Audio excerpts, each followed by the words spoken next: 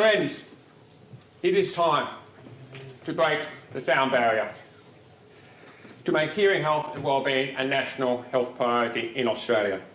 I am launching here today a new campaign that will unify our community and give us a voice in the debate about the way hearing, deafness, ear disorders are perceived and addressed in Australia.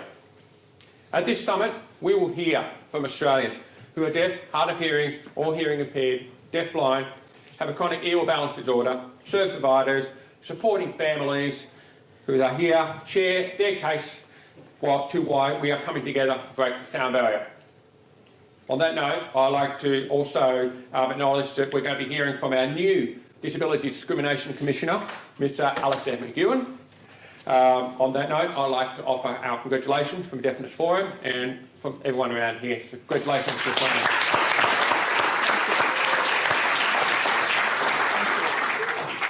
I invite you all to listen to them, share your expertise, your stories throughout today, ask questions, and by sundown, emerge convinced as game changers.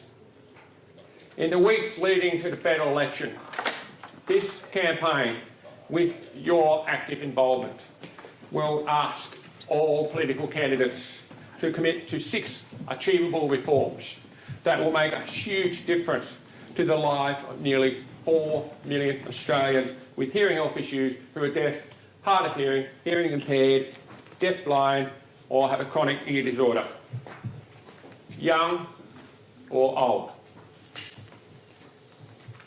We want to be heard and we call on our political parties to implement changes that are sensible, affordable and cost-effective. But it will make an enormous difference, enormous positive difference to people's lives. This campaign, we are asking the government and opposition to 1. Ensure children have access to hearing tests at key stages of development at primary school and at high school.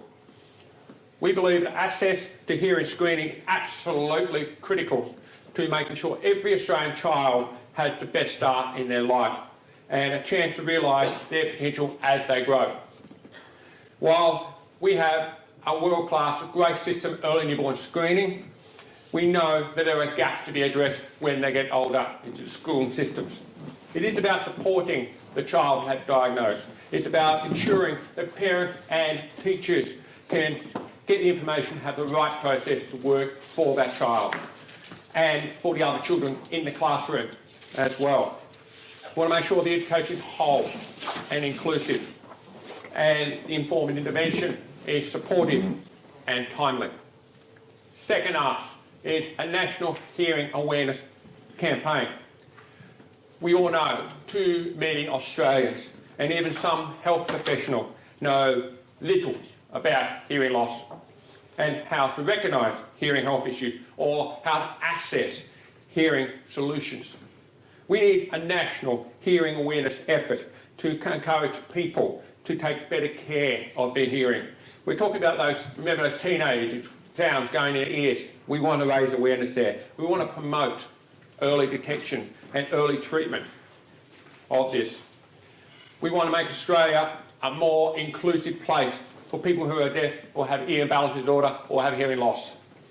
The beginnings are in place slightly with the Hearing Awareness Week held in August each year, but this needs an injection of real effort.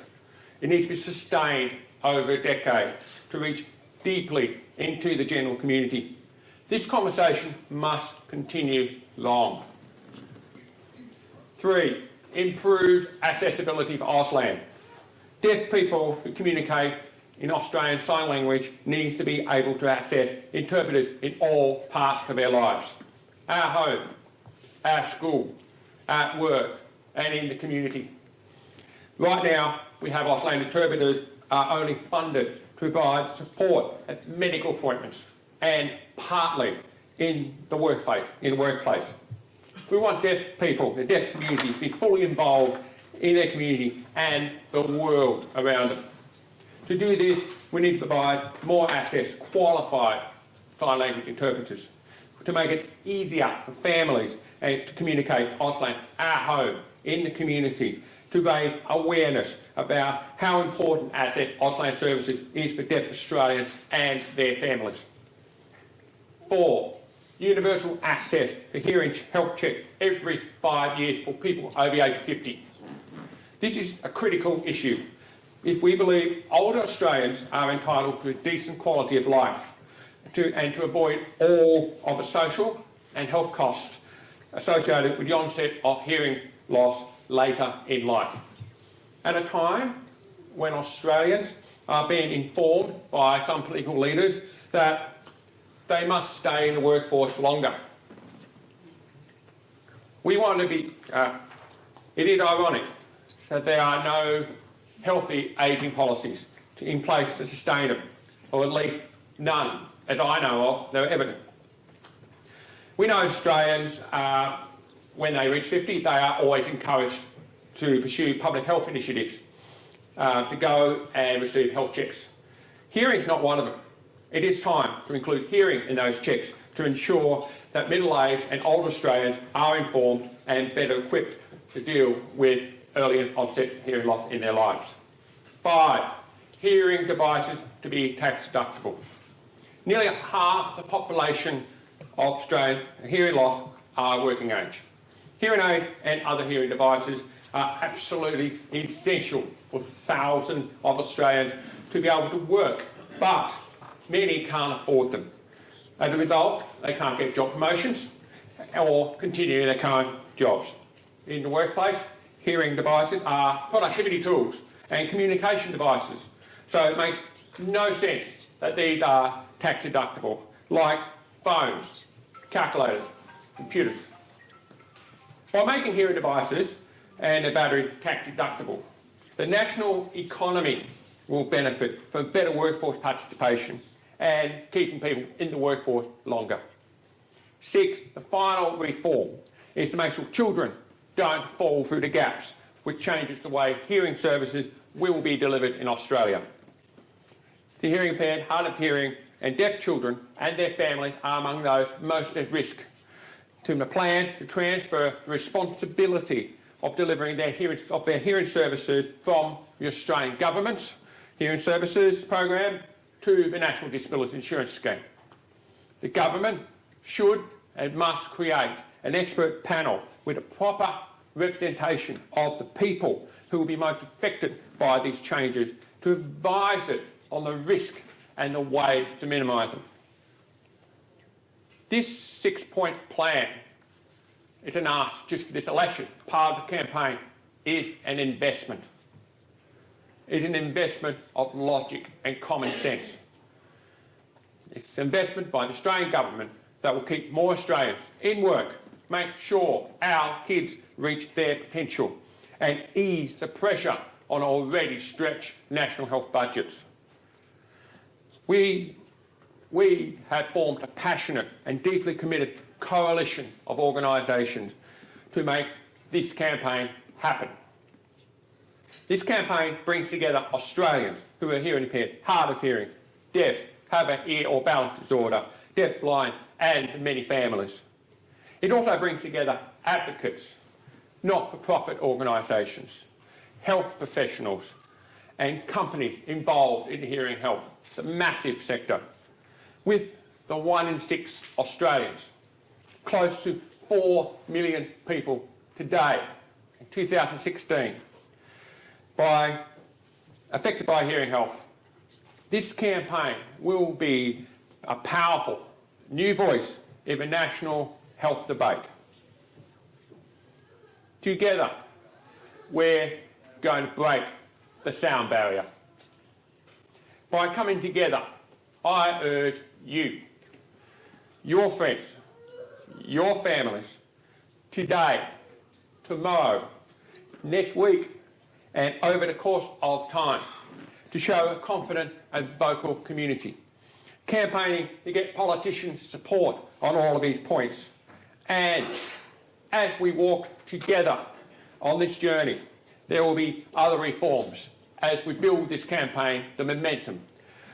And we'll be raising it because we can recruit more people to share their stories and their life experiences. We'll be knocking on politicians' doors. We'll be talking to the media. We'll be telling our stories. We'll be very active online. We'll be active in social media as well as in the community. We'll trust each other and we'll work as a team for as long as it takes to achieve these sensible reforms. 1 in 6 Australians, their families, their friends and their neighbours are relying on us. It is up to us as a sector to start this national conversation, as nobody else would. The best people in Australia are you and members of our vast deafness sector. This is just the beginning. We want a fair hearing. We want to be heard. It is time for that conversation. It's long overdue. And aren't there too many barriers that we all face every day of our lives?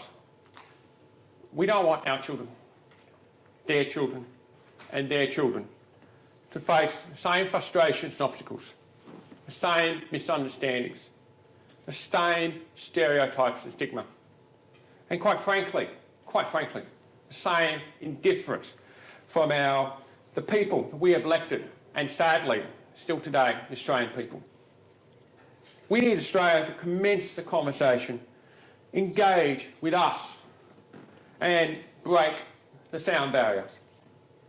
Not because it's a nice thing to do, but because it's the right thing for all. After the election, we'll be back.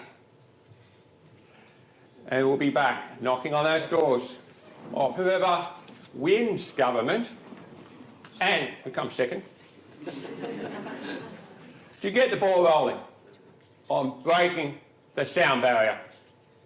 Let's smash it. Thank you.